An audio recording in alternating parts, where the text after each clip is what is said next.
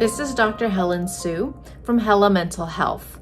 Today, I want to talk about a situation that happens to most of us and is pretty difficult, which is what do I do as I'm coping with a breakup, a romantic partnership breakup.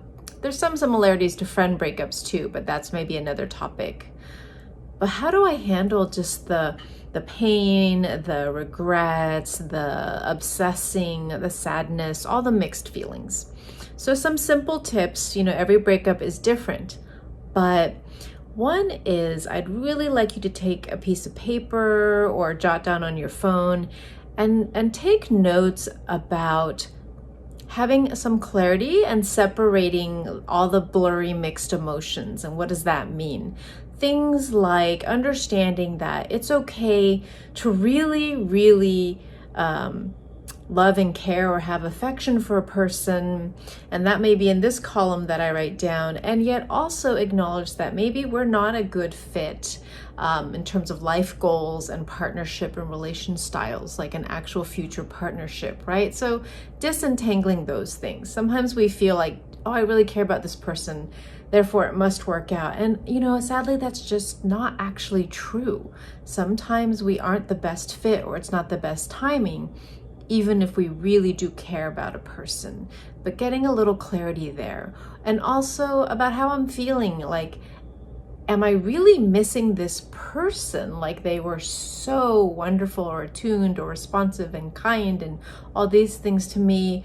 Or is part of what I'm feeling, which is totally okay, I miss being in a relationship. I miss the security of just having somebody, and that maybe it's not necessarily that this person was the best match for me, but I have to get used to the discomfort of being in a different status, being a little bit lonely, learning how to navigate things alone. That sometimes we're also mourning or upset about the way things ended or the fact that they ended, but not necessarily because losing this particular relationship is such a huge loss. So taking some time to write things down, clarify what it really is that's happening for you, what it is you really want or need.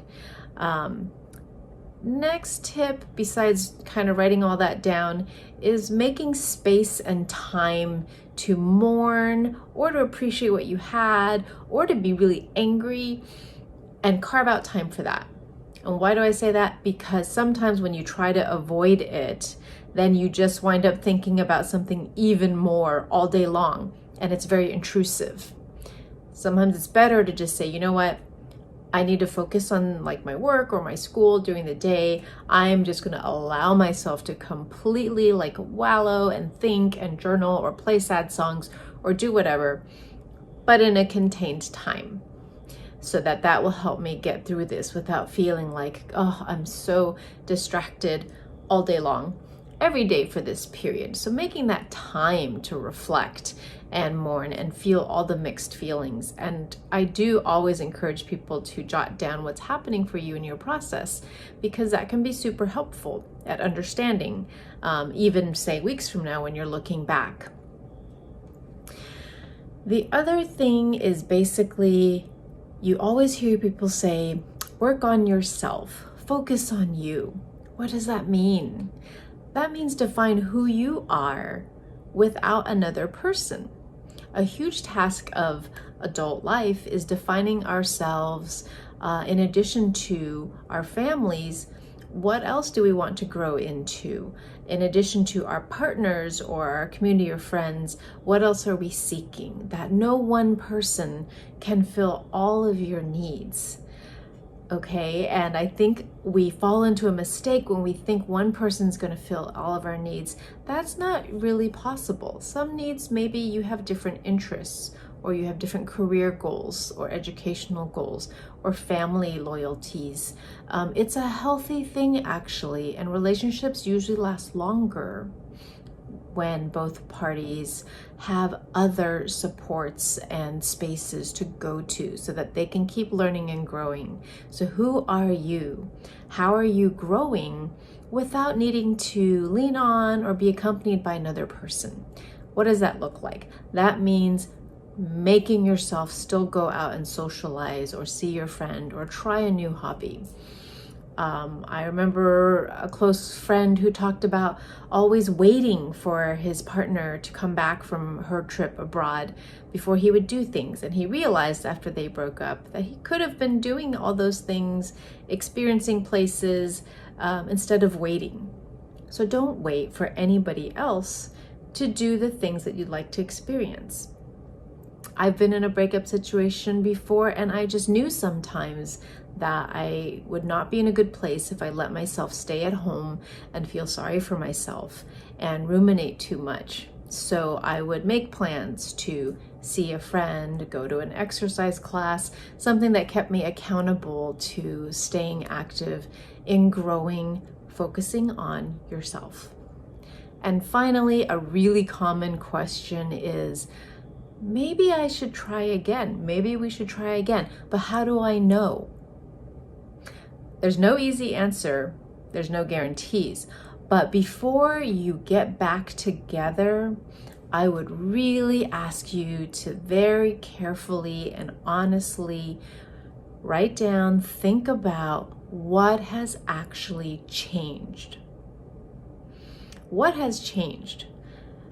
Whatever caused the breakup to happen, are all of those factors still the same, right? So I've had people say, well, this person didn't really treat me with respect or didn't prioritize me, but I really miss them, so maybe we should get back together. Unless there's been an actual behavioral evidence that they're ready for change, you're just gonna wind up with another breakup. So don't put yourself in that situation. One of the worst feelings is when we repeatedly break up and try to make it work with someone that actually they're not really ready or committed to change whatever it was that made things fail the first time. Breakups are not a sign of failure for you. Most of us do experience them, and hopefully what comes out of it is that you work on yourself to grow as a person, and you really take the time to assess the situation and learn what it is that you need from a partner, what it is that you want to communicate, what it is you want to assert, because you do have to have healthy boundaries in a relationship, so that next time that you're looking for a relationship or entering one, you will have a much clearer idea of what is actually the right healthy fit for you. So each relationship can be a successful learning experience and can be even a positive memory or a good friendship or relationship that we're lucky to have in our lives, even if it doesn't mean we're together forever. So I hope you think about some of that and take good care of yourself and keep growing, even if you're going through the setback right now of a breakup.